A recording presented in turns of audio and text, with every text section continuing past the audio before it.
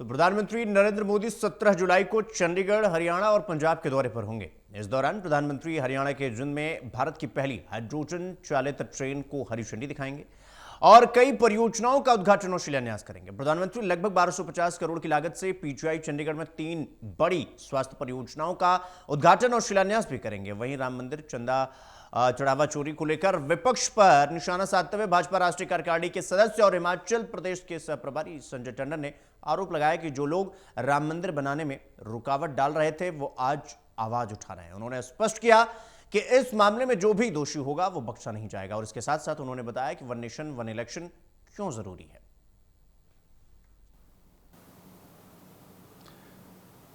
प्रधानमंत्री नरेंद्र मोदी 17 जुलाई को हरियाणा, पंजाब और चंडीगढ़ के दौरे पर रहेंगे। इस दौरान क्या कार्यक्रम रहेगा, इस सब मेरे साथ हैं भाजपा राष्ट्रीय कार्यकारिणी के सदस्य व हिमाचल प्रदेश के सह प्रभारी एवं नेशनल मिनरल डेवलपमेंट कॉरपोरेशन के डायरेक्टर संजय टंडन। इनसे जानते हैं कि प्रधानमंत्री का क्या कार्यक्रम रहेगा।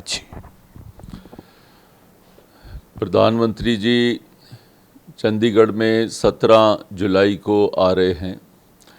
उनके आने के उपलक्ष्य में कल से ही एक स्वच्छता अभियान चंडीगढ़ के अंदर शुरू किया गया है और भाजपा के सारे कार्यकर्ता इस स्वच्छता अभियान के अंदर सम्मिलित हो रहे हैं ताकि शहर को एक साफ सुथरा हम कर सकें और उनके आने से पहले सब लोग इस भावना के साथ काम कर सकें।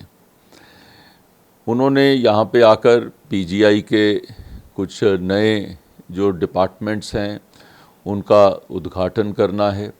इसके साथ ही साथ जो ज़ीरकपुर से पंचकुला की जो एक बाईपास का उसका कार्य शुरू कराने के लिए, साथ ही साथ कुछ चंडीगढ़ के अंदर जो कोई पुलिस के कुछ जो बन चुके हैं, घर बन चुके हैं, उनका हैंडओवर करने के लिए।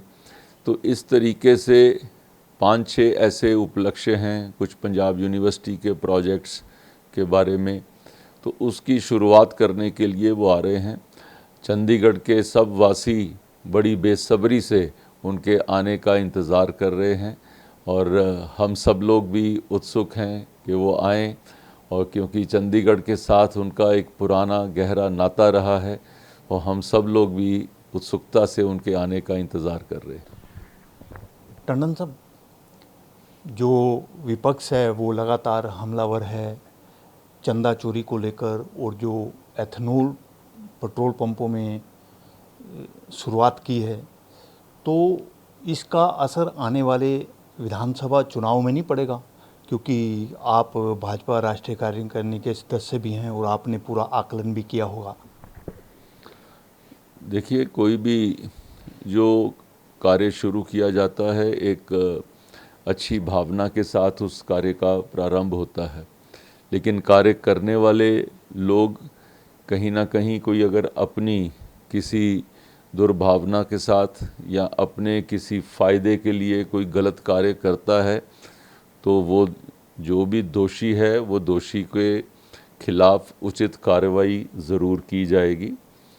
लेकिन एक बात जानकर जो है थोड़ा अजीब लगता है कि आज वो लोग इस विषय को जो है उठा रहे हैं जिन लोगों ने पिछले जो लगभग 100 बरस से जिस पार्टी ने राम मंदिर के बनने के बीच में रुकावटें पैदा करी, जिन्होंने जो सुप्रीम कोर्ट के अंदर भी उनके वकील ने खड़े होकर उसके बारे में कि कैसे रोका जा सकता है वो कार्य किया, मंदिर ना बने उसके बारे में ये कार्य किया। और हमेशा से ही कांग्रेस का स्टांस जो है राम मंदिर के खिलाफ रहा है और उनके होते हुए किस तरीके से राम मंदिर के भक्तों के ऊपर प्रताड़ना की गई ये सब जनता जानती है। और आज वो उनके लिए राम मंदिर जाना एक वोट प्राप्त करने का एक ज़रिया बन सकता है, लेकिन हमारे लिए राम मंदिर बनना और वहाँ पे जाना एक भावना और एक भक्ति को उजागर करने वाला, एक राष्ट्र भावना के साथ किया गया एक वो कार्य ही नहीं, हम उसको एक अपनी तरफ से ये मानते हैं कि जो देश की आत्मा के रूप में भगवान राम हर एक के अंदर विद्यमान है, तो हम उनको प्रणाम करने के लिए हम राम मंदिर बनाने की तरफ आगे बढ़े और अपना जो है एक भक्ति भाव से वहाँ जाते हैं। और ये सब लोग जा रहे हैं, ये वहाँ पर जो जा रहे हैं उनकी भावना आज जनता समझ रही है कि ये भावना तो सिर्फ इस चीज़ को उजागर करने के लिए। चलो इसी बहाने आप मंदिर तो आए भाई। कांग्रेसी लोग तो मंदिर जाने को भी सोचते थे शायद कि ये भी जो है कि इससे कहीं हिंदू जागृत ना हो जाए। तो आज वो मंदिर तो आए हैं, इसके लिए मैं वो सारे लोगों को मैं मानता हूँ कि भगवान जो है उनका जो प्रकोप है उनके ऊपर थोड़ा सा तो कम होगा। टंडन साहब, वन नेशन वन इलेक्शन पर अभी तक कितना काम हुआ है, क्योंकि चर्चा भी काफ़ी हो चुकी है। वन नेशन वन इलेक्शन एक हमारी पार्टी और हमारी सरकार ने एक इस कार्य को आगे बढ़ाने के लिए जो रामनाथ कोविंद जी जो भूतपूर्व राष्ट्रपति जी की अध्यक्षता में एक कमेटी बनाई थी, उस कमेटी ने अपनी रिपोर्ट सौंप दी है। और अब जो हर राज्य के अंदर जो पार्लियामेंट्री कमेटी है वो जाकर इसके बारे में बात कर रही है, विचार कर रही है। और मुझे लगता है कि ये देश के लिए एक बहुत बड़ा कार्य होगा, क्योंकि आए दिन हर 6 महीने में एक इलेक्शन आ जाता है। उस क्षेत्र के अंदर वहाँ पे मॉडल कोड ऑफ कंडक्ट लागू हो जाता है, वहाँ की प्रोग्रेस रुक जाती है, प्रदेश एक वो काम करने से रुक जाता है। तो उसमें जो खर्चा भी है वो भी 3 गुना खर्चा होता है, क्योंकि आप अगर विधानसभा का इलेक्शन कर रहे हैं, चाहे आप जो लोकसभा का इलेक्शन कर रहे हैं, अगर वो इकट्ठा होता है तो 5 साल के लिए लोगों को भी, सरकार को भी, सारी व्यवस्था को एक ये भावना के साथ ये संदेश जाएगा कि हम एक बार में अपने सारे चुने हुए प्रतिनिधियों को हम लोग चुन सकते हैं और उनके लिए वोट डाल सकते हैं।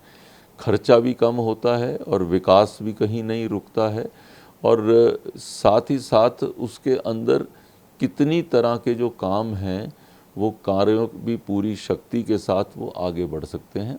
मुझे लगता है कि ये एक बहुत जल्द होने वाला एक कार्य है जिसमें हमारी सरकार पूरी तरह से कार्यरत है। ये थे मेरे साथ भाजपा राष्ट्रीय कार्यकारिणी के सदस्य व हिमाचल प्रदेश के सह प्रभारी एवं नेशनल मिनरल डेवलपमेंट कॉरपोरेशन के डायरेक्टर संजय टंडन। इन्होंने बताया कि प्रधानमंत्री का क्या कार्यक्रम रहेगा। Anil Kumar, total news, Chandigarh.